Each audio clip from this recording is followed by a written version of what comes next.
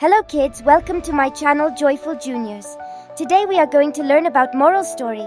Let's get into the video. In Mrs. Green's classroom, there were a few students who loved to chat and make noise during lessons.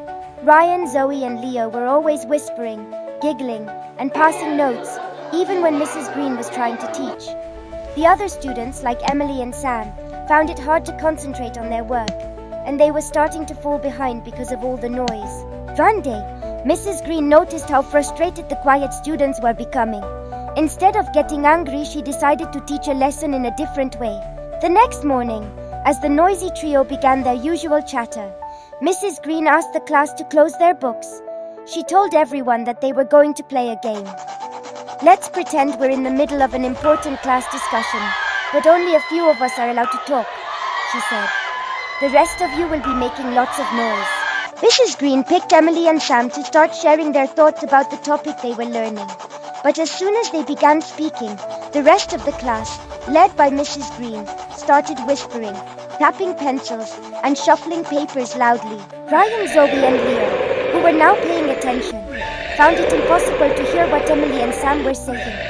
They realized how frustrating it was not to be able to listen or learn because of all the distractions. After the game, Mrs. Green asked, how did it feel to try and talk when no one was listening, or when there was too much noise? Emily and Sam explained how hard it was to stay focused and share their ideas.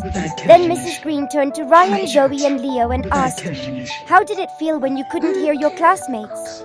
The trio admitted that it was annoying, and they felt left out.